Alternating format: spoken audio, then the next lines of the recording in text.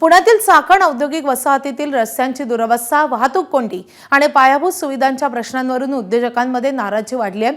तब्बल 20 उद्योजकांनी स्थलांतराचा इशारा दिल्यानंतर उद्योग मंत्री उदय सामंत यांनी या प्रश्नांची दखल घेत आज चाकणचा दौरा आयोजित केलाय।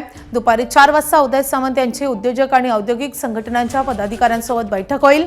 या बैठकीत महत्त्वाचे निर्णय होण्याची शक्यता आहे। दरम्यान रविवारी दौरा कशासाठी, इतर दिवशी प्रोटोकॉल बाजूला ठेवून या म्हणजे वाहतूक कोंडीची समस्या कळेल असं म्हणत विरोधकांनी उद्योग मंत्र्यांच्या दौऱ्यावर निशाणा साधलाय। उद्योग मंत्री येणार असताना प्रशासनाची झोप उडाली आहे आणि प्रशासनानं रात्रीचा दिवस करून काम करण्याची सुरुवात केली आहे। एरवी दिवसा आणि कामाच्या वेळेतही काम न करणारं प्रशासन चक्क रात्रीच्या अंधारात काम करू लागलंय।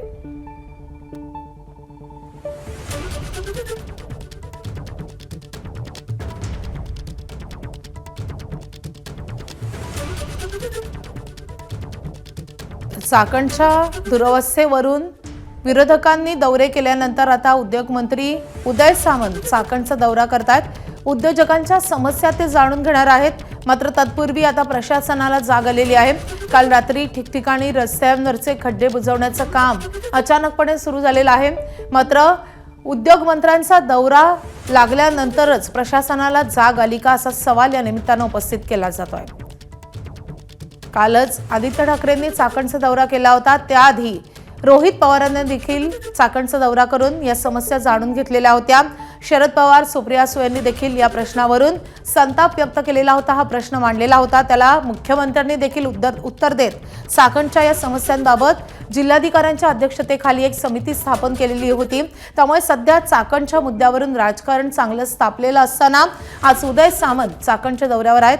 चाकणमधील जवळपास 20 उद्योग स्थलांतरित होणार असल्याची शक्यता निर्माण झाल्याच्या पार्श्वभूमीवर या दौऱ्याला महत्त्व प्राप्त झालंय। दरम्यान उद्योगमंत्री उदय सामंतांच्या या दौऱ्याआधी बजाज कंपनीसमोर साचलेले कचऱ्याचे ढीग हटवण्यासाठी जेसीबी लावलेत। उद्योगमंत्र्यांच्या या दौऱ्याआधी यंत्रणा कामाला लागली आहे। दरम्यान बजाज कंपनीसमोरून यंत्रणेची पोलखोल केली आहे। आमचे प्रतिनिधी नाझिम मुल्ला यांनी। उद्योगमंत्री उदय सामंत आज चाकण एमआयडीसी मध्ये येत आहेत। इथल्या उद्योजकांशी चर्चा करून समस्या जाणून घेणार आहेत आणि तत्पूर्वीच आपण बघतोय कुंभकर्णासारखी एवढे दिवस झोपलेली यंत्रणा कशी जागी झाली आहे।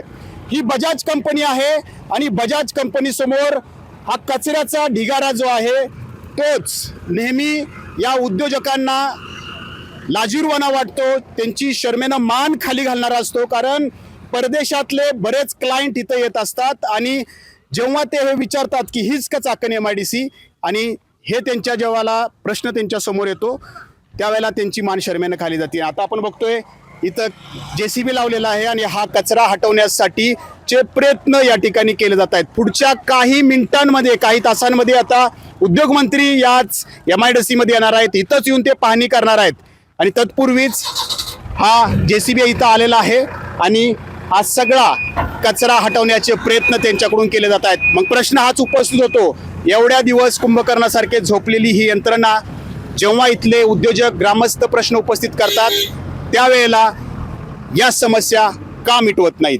कॅमेरामॅन शैलेश जाधवसह नाझिम मुल्ला, एबीपी माझा, चाकण एमआयडीसी, पुणे। तर आपण चाकणला जाणार होतो तेव्हाही रात्रीत खड्डे बुजवले होते। कंत्राटदार केवळ राजकारण्यांना खुश करण्याचा प्रयत्न करतात अशी टीका आमदार रोहित पवारांनी केली आहे। विरोधातला एखादा व्यक्ती तिथे जाणार असेल, नाही तर मंत्री जाणार असेल तरच जर सगळे अधिकारी काम करणार असतील तर हे योग्य नाही। उद्योग मंत्री आहेत, त्यांना खुश करण्याचा प्रयत्न हा कॉन्ट्रॅक्टर नाहीतर तिथे असणारे अधिकारी करतात असं आपल्याला म्हणावं लागेल। पण बघा आपले उद्योग मंत्री किती हुशार की सुट्टीच्या दिवशी जेव्हा तिथं काहीच ट्रॅफिक नसतं आणि बऱ्याचशा कंपन्या बंद असतात आणि ऑफिसला येणारे लोक घरी असतात तेव्हा मात्र उद्योग मंत्री त्या ठिकाणी चर्चा करायला जात आहेत। कुठलाही प्रोटोकॉल न घेता, पोलिसांना न सांगता एकदा प्रवास करून बघा। 22 किलोमीटरचा प्रवास पिंपरी चिंचवड ते चाकणला करायला लोकांना एका साईडला, एका बाजूला 2.5 तास त्या ठिकाणी लागतात।